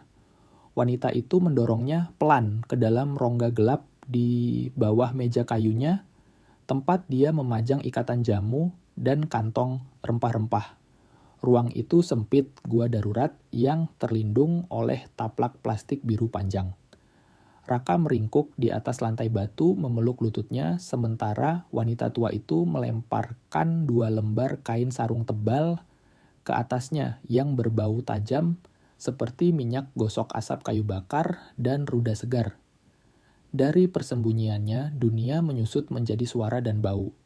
Dia mendengar sepatu bot orang-orang lewat beberapa sentimeter dari wajahnya gumam, tawar-menawar harga dan gonggongan anjing kampung di kejauhan. Bau rempah-rempah ruda kunyit dan kayu putih memenuhi paru-parunya, membantu menenangkan sedikit rasa mual akibat lapar. Tiba-tiba dia mendengar suara yang membuat jantungnya berhenti. Sepatu bot berat dengan sol keras berhenti tepat di depan lapak. "Selamat pagi, Nek Ijah," kata suara laki-laki dengan nada otoritas palsu yang digunakan mereka yang punya lencana. Lihat anak kecil lewat sini, tidak, umur 11 tahunan, kotor mukanya ketakutan. Katanya kabur dari pusat rehabilitasi di kota. Raka menggigit kepalan tangannya untuk tidak mengeluarkan erangan Kebohongan itu sangat jelas. Itu bukan pusat rehabilitasi, itu panti asuhan, tapi polisi lokal sudah punya naskah yang disiapkan. Wanita tua itu, Nek Ijah, bahkan tidak berhenti dari kegiatannya merapikan ikatan daun sirih. Di sini cuma lihat pemabuk dan orang pelit yang tidak mau bayar harga pas Pak Polisi, jawabnya dengan nada ketus tanpa mengangkat wajah. Kalau saya lihat anak hilang saya, kasih dia jeweran terus saya suruh pulang. Tapi hari ini tidak ada yang aneh. Polisi itu tertawa pendek tanpa humor, dan sepatu bot berat itu menjauh melanjutkan patrolinya menyusuri pasar. Raka menghembuskan napas merasa udara keluar dari tubuhnya, seolah dia baru saja kempes. Berlalu beberapa menit sampai dia merasakan tepukan di bahunya melalui kain sarung. Sebuah tangan keriput menyelinap masuk ke persembunyiannya memegang cangkir tanah liat yang mengepul. "Minum ini pelan-pelan atau kamu bakal muntah," bisik Nek Ijah. Itu adalah wedang jahe, gula merah panas kental dan manis. Cairan itu turun ke tenggorokannya membakar dengan cara yang nikmat membangunkan perutnya dan mengirimkan gelombang panas ke anggota tubuhnya yang beku. Raka minum dengan rakus merasakan kehidupan kembali ke tubuhnya yang hancur. Ketika dia selesai dan memberanikan diri menjulurkan kepala keluar dari sarung, dia bertemu dengan tatapan wanita tua itu, yang kini mengamatinya dengan campuran rasa ingin tahu dan kesedihan. "Kamu dari Panti Asuhan Sinar Harapan?" Tegasnya bukan sebagai pertanyaan, tapi fakta. "Sepatu butut itu saya kenal." Raka mengangguk, tidak mampu berbohong pada wanita yang baru saja menyelamatkannya. "Iya," katanya dengan suara serak. "Saya kabur tadi malam. Pak Wira mau memindahkan saya." Penyebutan nama Pak Wira membuat bibir Nek Ijah mengatup menjadi garis tipis dan keras. "Orang itu iblis pakai baju batik." Gumamnya meludah ke tanah seolah membersihkan rasa tidak enak dari kata itu. "Tapi kamu bukan yang pertama mencoba kabur, Nak. Banyak yang sudah mencoba dan danau selalu menelan mereka atau orang-orangnya si Togar menyeret mereka balik." "Saya bukan cuma kabur," kata Raka merasakan desakan tiba-tiba untuk membagi bebannya. "Saya ke pulau itu, ke Gubuk Tua." Nek Ijah membeku. Tangannya yang sedang merapikan botol minyak urut berhenti di udara. "Pulau itu dikutuk," bisiknya membuat tanda silang di dada dengan cepat. "Tidak ada yang ke sana, cuma orang mati." "Butari ada di sana," celetuk Raka. Nama itu mengambang di udara sarat dengan listrik. Nek Ijah menoleh perlahan dan matanya dipenuhi kilau cairan. "Kamu kenal Butari?" tanyanya dengan suara pecah. "Dia teman saya. Dia beli jamu di sini buat anak-anak panti kalau mereka sakit waktu kepala panti sialan itu tidak melihat. Dia hilang. Katanya dia pergi sama laki-laki ke kota, tapi saya tahu itu bohong." Raka merogoh ke dalam kemejanya dan mengeluarkan buku catatan hitam itu. "Dia tidak pergi, Nek," katanya menyerahkan kesaksian wanita yang sudah meninggal itu. "Dia menemukan apa yang mereka lakukan pada anak-anak. Dia tulis semuanya di sini. Dan karena itu, mereka membunuhnya." Nek Ijah mengambil buku itu dengan tangan gemetar. Dia mengelus sampul hitamnya seolah sedang menyentuh wajah anak sendiri yang hilang. Dia membuka halaman acak, mengenali tulisan tangan itu, dan satu air mata jatuh di pipinya, yang keriput hilang di antara alur kulitnya. Dia menutup buku itu dengan keras dan ekspresinya berubah. Kesedihan lenyap digantikan oleh kemarahan dingin dan penuh tekad kemarahan seorang nenek yang memutuskan untuk melindungi cucunya. Dia menyimpan buku itu di balik kembennya bersama uang dan jimatnya. "Bangun, Nak," katanya dengan otoritas. "Kita tidak bisa lama-lama di sini. Kalau Wira tahu kamu pegang ini, dia bakal bakar satu desa buat menemukannya. Kita harus pergi ke tempat Pak Anwar. Dia satu-satunya orang di lembah buta ini yang matanya terbuka dan punya nyali buat menggunakannya. Kita akan selesaikan apa yang dimulai anak saya Tari." Nek Ijah tidak membuang waktu sedetik pun untuk perpisahan yang cengeng. Dengan gerakan cepat dan cekatan khas seseorang yang sudah terbiasa mengemas barang dagangan di bawah hujan selama 40 tahun, dia mulai membongkar lapaknya. Dia menyembunyikan Raka di dalam gerobak kayu sebuah kotak besar dengan roda tua yang biasanya dia gunakan untuk mengangkut wol domba mentah dari peternakan di atas gunung. Anak itu meringkuk dalam posisi janin, merasakan lututnya menekan dagu sementara wanita tua itu menimbunnya dengan lapisan tebal bulu domba yang berbau lemak alami dan debu ladang.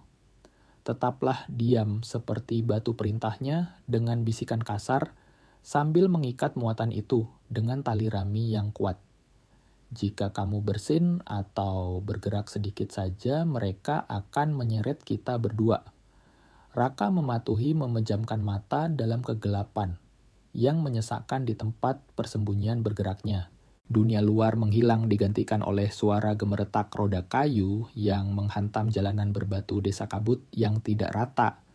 Setiap lubang jalan adalah pukulan keras di punggungnya dan debu halus dari wol. Masuk ke hidungnya memancing rasa gatal luar biasa yang harus dia tahan dengan menggigit lidahnya sendiri sampai dia merasakan rasa amis darah.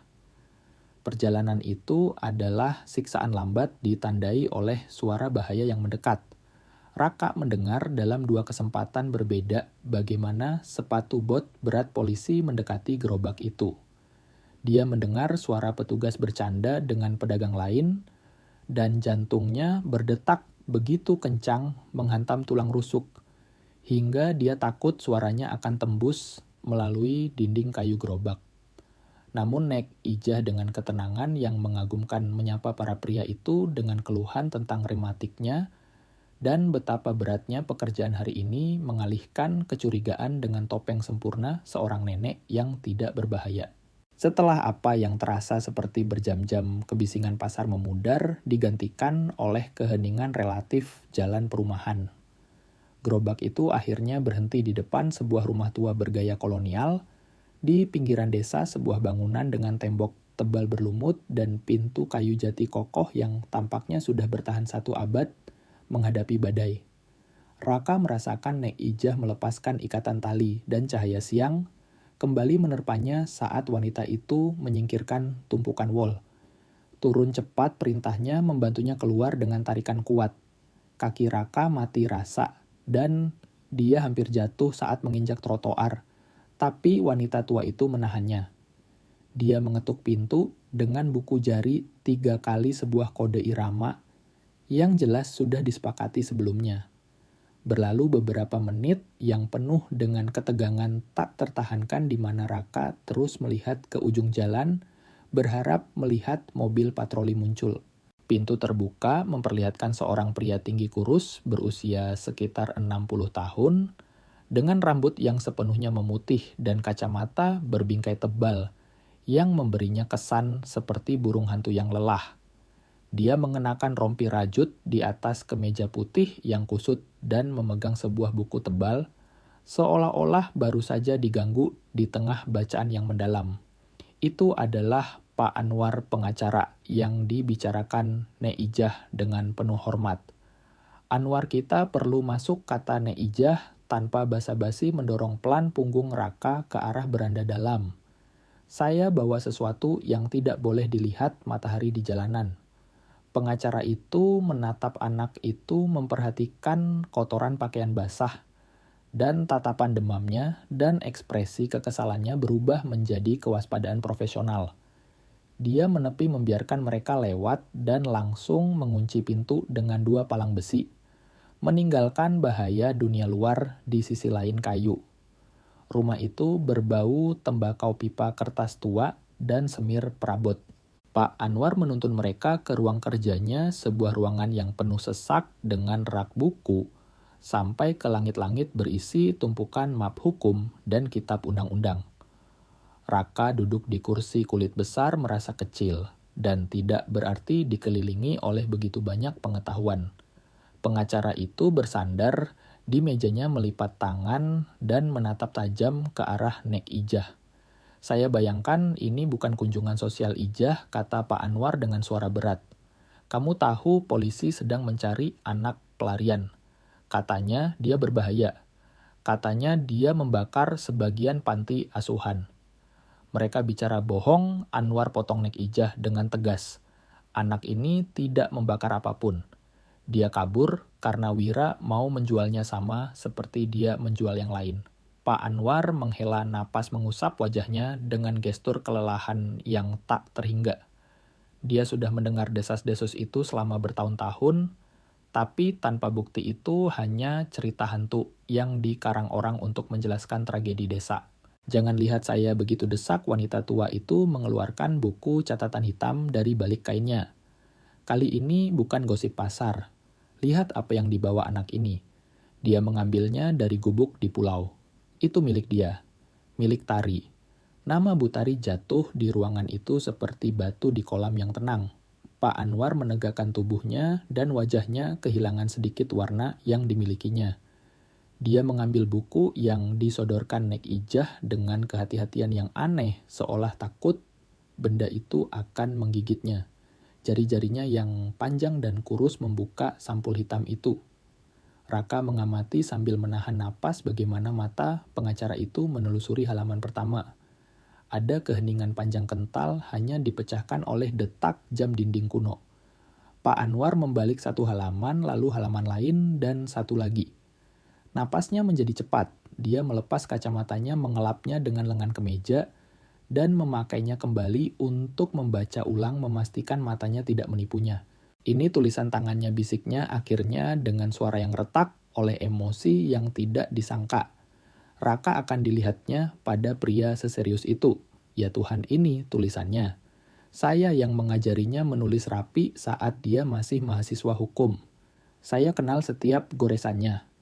Dia mengangkat pandangannya dari buku itu dan menatap Raka dengan intensitas baru, campuran antara horor dan rasa hormat. Nak kata Pak Anwar menutup buku itu dengan hati-hati. Kamu tahu apa yang kamu pegang ini. Ini bukan sekadar buku harian. Ini adalah vonis mati buat Pak Wira dan buat separuh pejabat kabupaten ini. Raka mengangguk, merasa beban tanggung jawab itu terbagi untuk pertama kalinya. Saya tahu Pak jawabnya lemah. Makanya mereka memburu saya. Pak Anwar berjalan ke jendela ruang kerjanya menyibakkan sedikit tirai bludru untuk mengintip ke jalan. Postur tubuhnya telah berubah. Dia bukan lagi orang tua lelah yang tadi membuka pintu. Ada ketegangan di bahunya, sebuah energi saraf yang menunjukkan bahwa otak hukumnya sedang bekerja dengan kecepatan penuh. Kita tidak bisa ke polisi lokal, gumam pengacara itu bicara lebih pada dirinya sendiri daripada pada mereka. Kepala polsek itu sepupu istri Pak Wira. Kalau kita bawa ini ke kantor polisi, bukunya akan hilang dalam 5 menit dan kita akan hilang malam ini juga. Dia berbalik menghadap mereka dengan keputusan dingin di matanya. Kita butuh bantuan dari luar, tegas Pak Anwar. Kita harus bikin keributan besar. Saya akan menelepon seseorang di Jakarta, seorang jurnalis wanita yang tidak takut sama setan daerah. Tapi sampai dia datang rumah ini adalah satu-satunya tempat aman dalam jarak 100 km. Dan saya khawatir palang besi itu pun tidak akan cukup jika Wira tahu kamu ada di sini. Waktu di dalam ruang kerja Pak Anwar terasa berhenti terperangkap dalam gelembung debu dan ketegangan yang menyesakkan udara. Raka duduk di pojok di atas karpet Persia yang tipis mengamati bagaimana pengacara itu bergerak ke sana kemari. Dengan energi gelisah yang bertentangan dengan usianya. Pak Anwar tidak berhenti merokok, menyalakan rokok demi rokok, memenuhi ruangan dengan kabut asap biru yang perih di mata, tapi entah bagaimana membuat suasana terasa lebih aman, lebih beradab. Di atas meja kayu mahoni buku catatan Bu Tari terbuka lebar, digelar seperti peta perang rahasia. Pak Anwar menghabiskan 2 jam terakhir menyusun kwitansi lepas dan foto-foto buram menggumamkan sumpah serapah hukum dengan suara pelan. Setiap dokumen adalah potongan teka-teki dan gambar yang terbentuk sungguh mengerikan. Ini bukan hanya tentang Pak Wira menjual anak. ada koneksi dengan rekening bank di ibu kota tanda tangan notaris yang dikenal Pak Anwar secara pribadi, dan stempel lembaga yang seharusnya melindungi anak-anak. Nek Ijah yang menolak untuk duduk tetap berdiri di dekat jendela mengawasi jalan melalui celah tirai. Sikapnya kaku, waspada seperti anjing penjaga yang sudah mencium bau serigala sebelum melihat wujudnya. Sesekali dia berbisik bahwa ada mobil lewat atau seseorang berhenti di trotoar seberang menaikkan level kecemasan di ruangan itu. Pak Anwar berhenti di depan telepon hitam sebuah alat berat dengan piringan putar yang menempati pusat meja kerjanya. Dia mengangkat gagang telepon dengan mantap dan mulai memutar nomor interlokal bertarung dengan koneksi buruk saluran telepon desa tahun 90-an. Raka mendengar bunyi klik piringan yang berputar balik suara mekanis dan lambat yang seolah menghitung detik sisa hidup mereka. Pengacara itu meminta disambungkan dengan redaksi sebuah koran nasional yang terkenal dengan liputan investigasinya. Dia harus sedikit berteriak agar suaranya terdengar jelas menembus kresek statis di saluran telepon. Dia menanyakan Mbak Desi. Raka pernah mendengar nama itu sebelumnya di radio, yang kadang dinyalakan juru masak panti asuhan. Katanya dia adalah wanita yang tidak takut pada siapapun, jurnalis yang pernah menjatuhkan seorang bupati korup tahun lalu. Penantian itu menyiksa. Pak Anwar mengetukkan jarinya di atas meja kayu dengan ritme panik. Akhirnya seseorang menjawab di ujung sana. Pengacara itu mengubah nadanya menjadi presisi mendesak tapi terkendali. Dia menjelaskan bahwa dia punya bukti fisik tak terbantahkan tentang jaringan perdagangan anak yang beroperasi di pegunungan. Dia tidak menyebut nama di telepon, takut saluran itu disadap, tapi dia menyebutkan buku catatan seorang guru yang hilang. Ketika dia menutup telepon, wajahnya pucat, tapi matanya bersinar dengan cahaya harapan. Desi sedang di jalan, umumnya menatap Raka dan Nek Ijah. Dia bilang dia akan berangkat dari Jakarta 1 jam lagi dengan fotografer kepercayaan. Dia akan sampai di sini menjelang malam. Kita hanya perlu bertahan beberapa jam lagi. Raka merasakan kelegaan sesaat, tapi itu fana seperti korek api yang dinyalakan di tengah badai. Beberapa jam bisa jadi selamanya ketika Pak Wira dan anak buahnya sedang mencari. Anak itu berdiri merasakan kakinya masih sakit dan mendekati meja.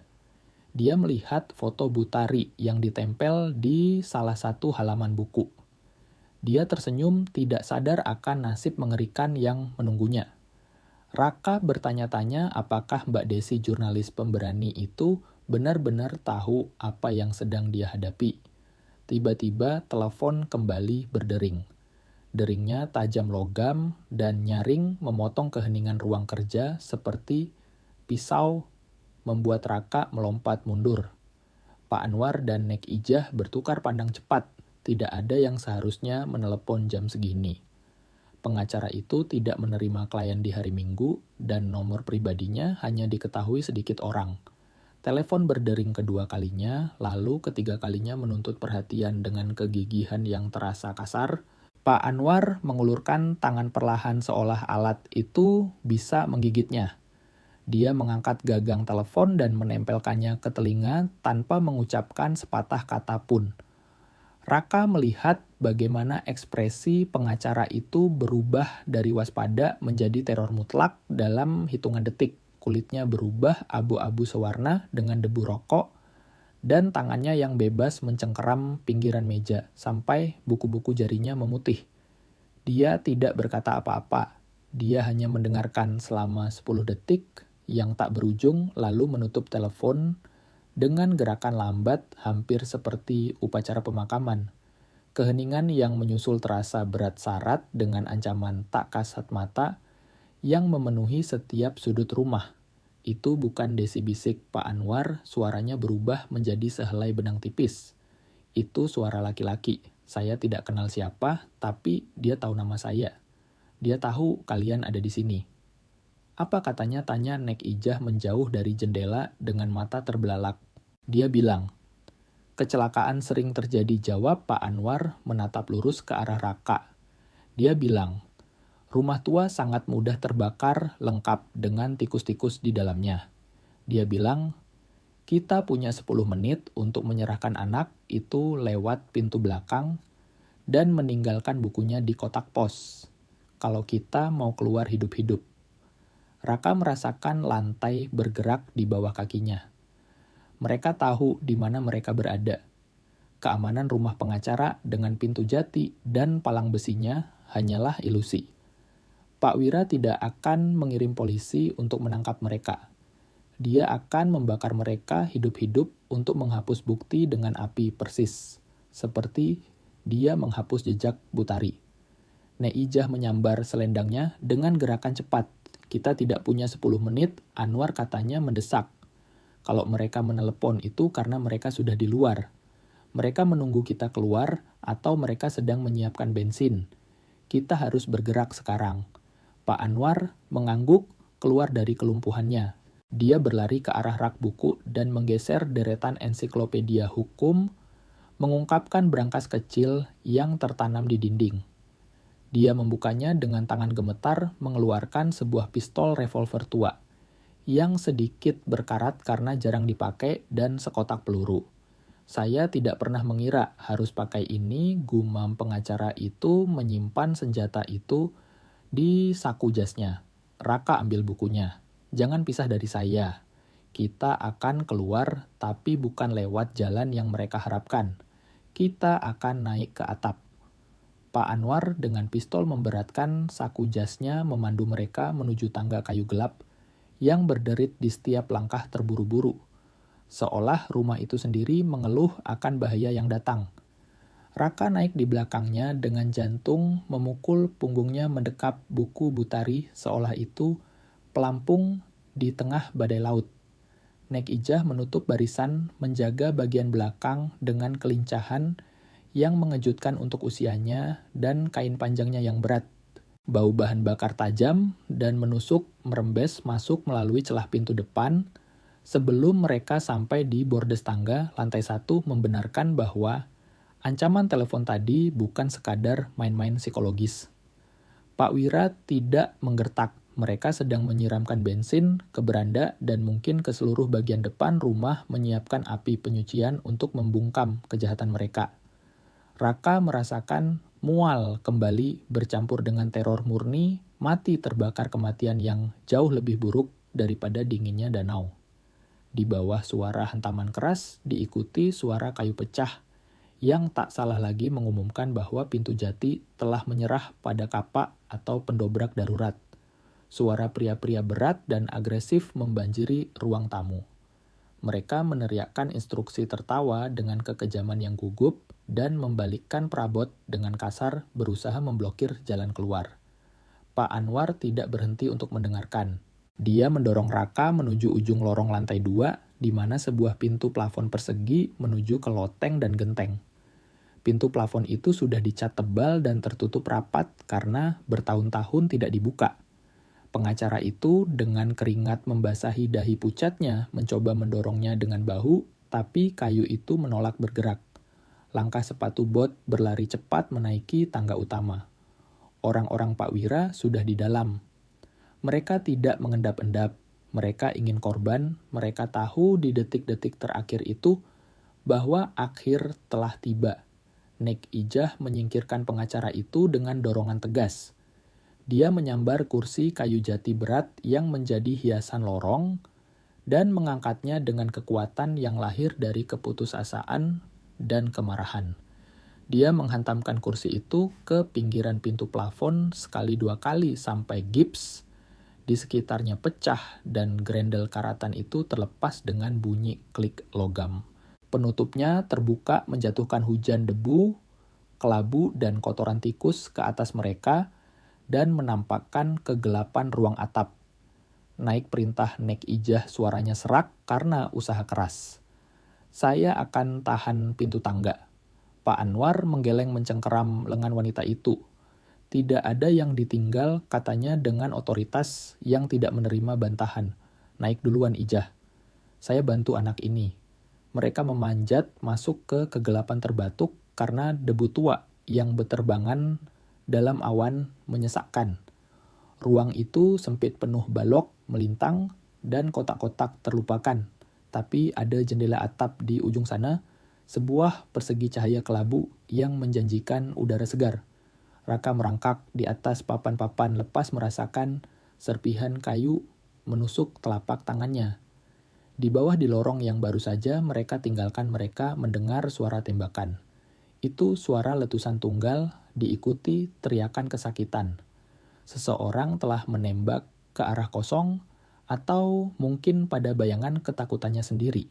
Mereka sampai di jendela atap. Pak Anwar bernapas susah payah membuka kuncinya dan mendorong kaca kotor itu keluar. Udara dingin pegunungan masuk seketika membersihkan bau apek dan bensin. Mereka keluar ke atap satu persatu merangkak di atas genteng tanah liat merah yang licin karena kelembaban sisa badai.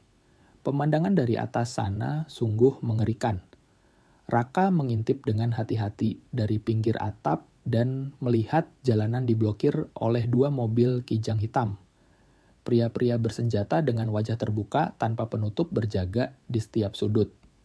Dan di sana berdiri di tengah trotoar bertumpu pada tongkat elegannya adalah Pak Wira. Dia menatap ke arah rumah dengan kepuasan tenang seperti kaisar yang sedang menonton pertunjukan di arena. Tiba-tiba suara mendesis seperti ular raksasa menarik napas muncul dari lantai bawah. Bola api oranye dan hitam meledak menembus jendela ruang kerja memecahkan kaca ke arah jalan. Hawa panas menampar wajah Raka bahkan pada ketinggian itu mengeringkan matanya seketika. Asap hitam tebal dan beracun mulai keluar lewat lubang plafon yang mereka biarkan terbuka mengubah atap itu menjadi pulau yang dikepung lautan asap. Kita harus menyeberang, teriak Pak Anwar menunjuk ke arah rumah tetangga. Bangunan itu dipisahkan oleh gang sempit hanya sekitar 1,5 meter lebarnya, tapi dengan jurang setinggi 2 lantai menuju jalan berbatu di bawah. Bagi orang dewasa yang atletis itu lompatan mudah. Bagi orang tua yang lelah, nenek-nenek dan anak sakit itu adalah jurang maut. Genteng di bawah kaki mereka mulai terasa panas. Api menyebar dengan kecepatan tidak wajar dimakan oleh kayu tua dan kering struktur rumah. Raka menatap jarak lompatan itu lalu menoleh ke belakang. Asap sudah membungkus jendela atap tempat mereka keluar. Tidak ada pilihan. Mereka harus melompat atau menunggu atap runtuh di bawah kaki mereka menjatuhkan mereka ke neraka yang sudah dinyalakan Pak Wira. Pak Anwar membetulkan letak kacamatanya, menarik napas panjang, dan bersiap menjadi yang pertama tahu bahwa jika dia gagal harapan akan keadilan, akan jatuh bersamanya ke dalam kehampaan. Pak Anwar mengayunkan tubuhnya dengan erangan keras, dan tubuh kurusnya melayang sesaat di atas kekosongan gang sempit itu. Dia mendarat dengan berat di atap tetangga, tergelincir di atas genteng basah, dan lututnya menghantam tanah liat keras dengan suara retakan yang ngilu. Raka menahan napas takut melihat orang tua itu jatuh ke jalan berbatu di bawah, tapi pengacara itu berhasil mencengkeram sebuah cerobong asap tua dan menyeimbangkan dirinya, lalu segera berbalik untuk mengulurkan tangan ke arah mereka.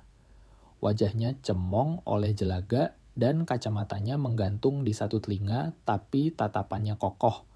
Giliranmu, Ijah, teriak Pak Anwar bersaing dengan raungan api yang mulai melahap loteng di belakang mereka.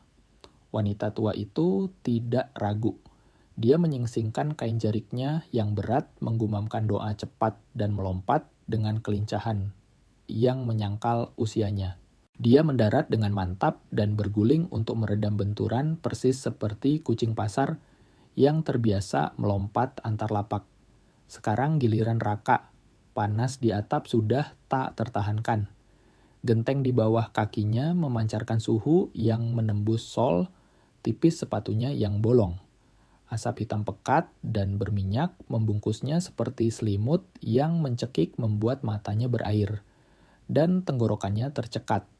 Dia menatap ruang kosong di antara 2 rumah itu. 1,5 meter.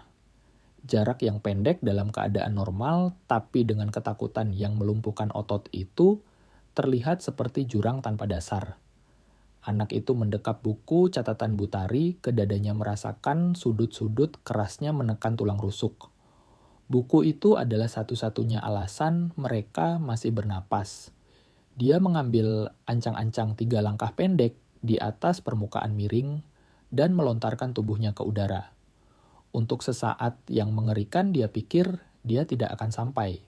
Kakinya sempat terpleset di pinggiran saat bertolak mencuri tenaga dorongnya.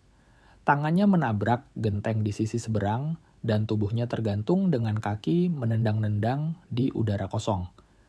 Dia merasakan jari-jarinya meluncur di permukaan basah dan berlumut, teriakan tertahan di tenggorokannya. Tapi kemudian dia merasakan 2 tangan kuat, satu kurus kering, dan satu lagi kasar penuh kapalan mencengkeram ke meja dan lengannya. Pak Anwar dan Nek Ijah menariknya dengan kekuatan putus asa menyeretnya ke keamanan relatif atap tetangga tepat saat tiang api meledak menembus jendela atap yang baru saja mereka tinggalkan.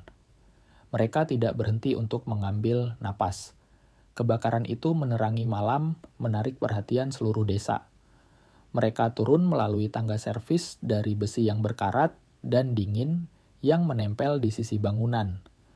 Kaki mereka menyentuh tanah gang samping, dan mereka berlari menuju jalan utama terbatuk dan sempoyongan seperti hantu yang baru keluar dari neraka. Saat keluar dari gang, mereka berhadapan langsung dengan panggung yang telah disiapkan Pak Wira. Rumah pengacara itu menyala dengan amarah mewarnai wajah-wajah di jalan dengan warna oranye yang ganas. Para tetangga mulai keluar, berteriak, dan menunjuk, tapi orang-orang bersenjata milik kepala panti menjaga perimeter, mencegah siapapun mendekat dengan ember air. Pak Wira melihat mereka keluar dari kepulan asap. Ekspresi kemenangan tenangnya berubah menjadi topeng kebencian murni. Dia mengangkat tongkatnya menunjuk mereka dengan ujung peraknya, seolah itu adalah pedang vonis mati. Itu mereka. Raung kepala panti kehilangan semua ketenangan elegannya. Habisi mereka. Jangan biarkan mereka bicara. 2 anak buahnya mengangkat pistol membidik langsung ke arah kelompok pelarian yang kotor dan kelelahan itu.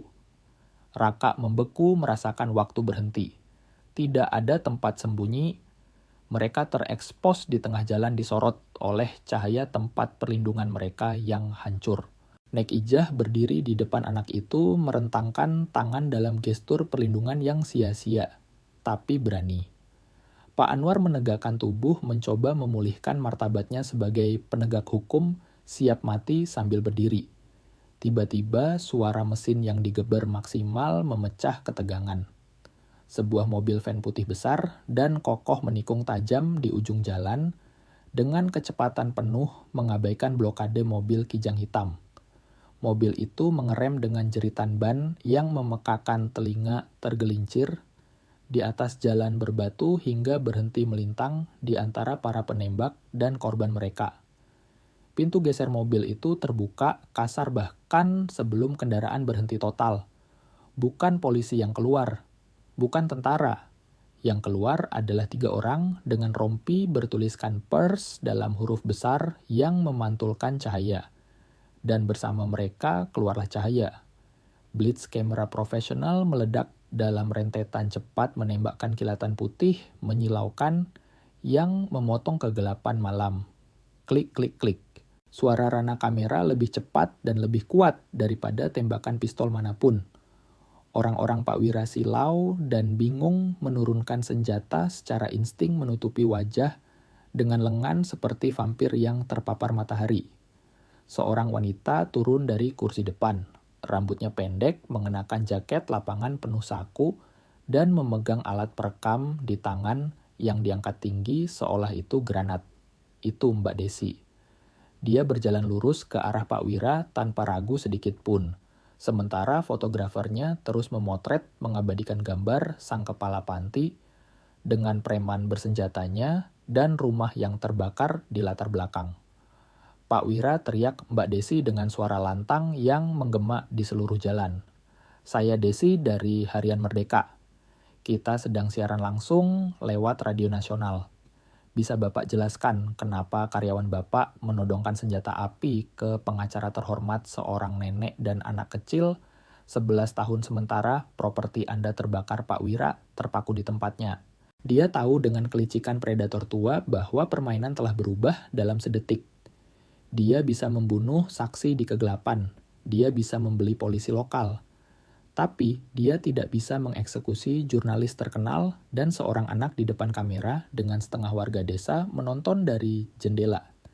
Dia menurunkan tongkatnya perlahan dan wajahnya berkerut menjadi seringai, yang mencoba terlihat seperti senyum tapi hanya tampak seperti tengkorak yang memamerkan gigi. Raka yang gemetar di balik mobil van merasakan kakinya lemas.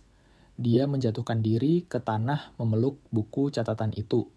Kilatan blitz terus menerangi malam seperti petir buatan. Dan untuk pertama kalinya cahaya tidak membuatnya takut. Cahaya itu adalah perisainya. Kebenaran akhirnya memiliki saksi. Suara siren, berbeda dari siren polisi desa mulai terdengar di kejauhan membesar, seperti ombak yang turun dari jalan raya utama. Itu bukan mobil patroli polsek. Itu adalah kendaraan berat truk dari Polda yang telah dikoordinasikan Mbak Desi agar tiba tepat pada momen itu. Jurnalis itu tidak datang sendirian ke kandang serigala. Dia membawa serta kekuatan penuh hukum negara didukung surat perintah penangkapan yang ditandatangani di ibu kota jauh dari pengaruh korup sang kepala panti. Raka yang masih duduk di aspal, dingin melihat bagaimana petugas buser mengenakan jaket taktis dan membawa senjata laras panjang membanjiri jalanan. Mereka melucuti senjata segelintir anak buah Pak Wira yang mencoba melawan dengan efisiensi brutal dan cepat. Kepala panti itu didorong ke kap mesin, salah satu mobil kijang hitamnya sendiri. Logam dingin menekan pipinya, sementara seorang petugas memasangkan borgol dengan bunyi klik logam yang terdengar seperti nada akhir dari lagu yang mengerikan. Mbak Desi mendekati Raka berjongkok di depannya dan meletakkan tangan lembut di bahunya, mengabaikan kotoran dan jelaga yang menutupi anak itu. Kami butuh bukunya Raka, katanya dengan suara tenang di tengah kekacauan teriakan dan perintah. Itu kuncinya untuk membuka semua pintu yang ditutup pria ini. Anak itu mengeluarkan buku harian Butari dari balik kemejanya. Buku itu hangat karena kontak dengan tubuhnya dan berbau asap. Dia menyerahkannya kepada jurnalis itu, merasakan beban fisik seberat bertonton terangkat dari dadanya. Itu bukan lagi bebannya. Sekarang itu adalah bukti yang akan mengirim mereka yang pantas ke penjara. Naik ke mobil, perintah komandan operasi menatap Raka, Nek Ijah, dan Pak Anwar. Kita ke panti asuhan. Kita harus amankan anak-anak sebelum ada yang mencoba hal bodoh. Perjalanan kembali ke panti asuhan Sinar Harapan terasa tidak nyata. Raka melihat keluar jendela, melihat jalan yang sama yang dia lalui saat kabur di bawah hujan. Dan ketakutan, tapi kali ini dia dikelilingi lampu rotater merah dan biru yang membelah kabut. Mereka sampai di gerbang besi panti. Tidak perlu memencet bel atau menunggu penjaga malam membuka. Truk polisi menabrak gembok gerbang membuka pintu lebar-lebar melanggar kesucian sesat benteng Pak Wira. Para petugas berlari menuju gedung utama berteriak bahwa ini operasi kepolisian, sementara biarawati dan pengasuh keluar dari kamar mereka dengan wajah penuh teror dan kebingungan. Raka turun dari mobil ditemani Nek Ijah yang meremas tangannya dengan kuat. Mereka masuk ke lobi tempat berlangit-langit tinggi dengan gema dingin yang selalu dia benci. Tapi malam ini udaranya berbau beda. Tidak bau pemutih lantai dan ketakutan. Baunya seperti keadilan. Petugas langsung menuju kantor kepala panti dipandu oleh informasi dari buku Butari dan mulai mengangkut kotak arsip komputer dan disket. Tapi yang paling penting ada di asrama. Raka memandu Mbak Desi dan petugas menuju lorong panjang tempat tidur anak-anak yang lebih besar. Dia membuka pintu dan Cahaya lorong membangunkan teman-temannya. 50 wajah mengantuk ketakutan bangun dari ranjang mereka.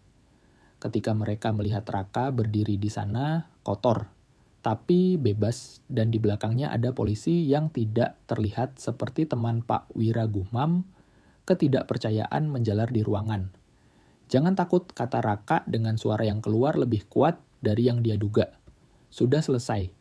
Tidak ada yang akan menyakiti kalian lagi."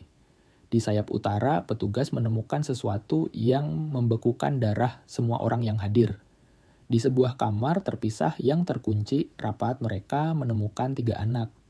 Mereka sudah berpakaian rapi dengan baju jalan, duduk di tempat tidur, dengan tas kecil di kaki mereka. Itu adalah anak-anak yang akan dikirim. Mereka sudah siap untuk diangkut saat fajar, persis seperti janji Pak Wira di telepon. Jika operasi itu terlambat 1 jam saja, ketiga anak itu akan hilang selamanya dalam jaringan perdagangan manusia. Tangis lega ketiga anak kecil itu saat petugas mengeluarkan mereka dari kamar dan memberitahu bahwa mereka tidak akan pergi kemana-mana menghancurkan hati semua orang dewasa di sana. Mbak Desi menangis terang-terangan sambil memotret adegan yang besoknya akan ada di halaman depan semua koran di negeri ini. Nek Ijah memeluk seorang gadis kecil, mengayunnya seolah itu cucunya sendiri, membisikkan kata-kata penenang kuno dalam bahasa daerah. Saat matahari terbit, halaman panti asuhan Sinar Harapan penuh dengan bus pemerintah, siap membawa anak-anak ke rumah aman di kota, di mana mereka akan mendapat perawatan dokter dan psikolog. Raka berdiri di dekat gerbang, melihat bagaimana mereka membawa Pak Wira, yang kini tampak seperti orang tua kecil, dan menyedihkan dikawal 2 petugas besar. Mantan kepala panti itu mendongak, dan matanya bertemu dengan mata Raka. Tidak ada kata-kata, tidak perlu.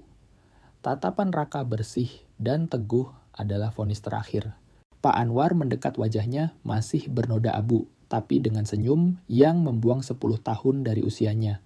"Kamu berhasil," nak, kata pengacara itu menepuk bahu Raka.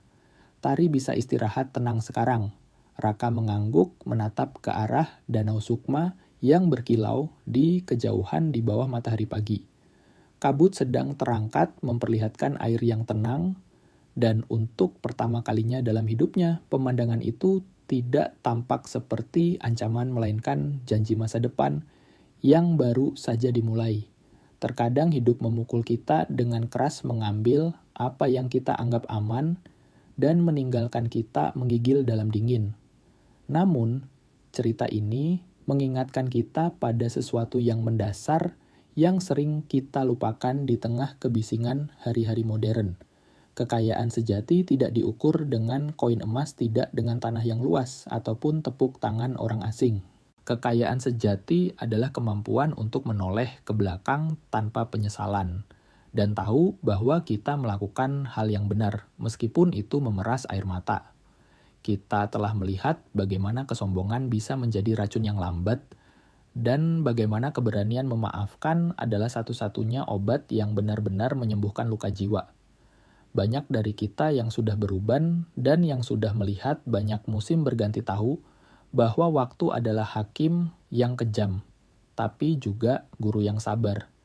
Dia mengajarkan kita bahwa kesalahan masa lalu tidak harus menentukan masa depan kita, dan bahwa selalu ada kesempatan untuk memperbaiki apa yang rusak, jika kita punya nyali untuk mencobanya.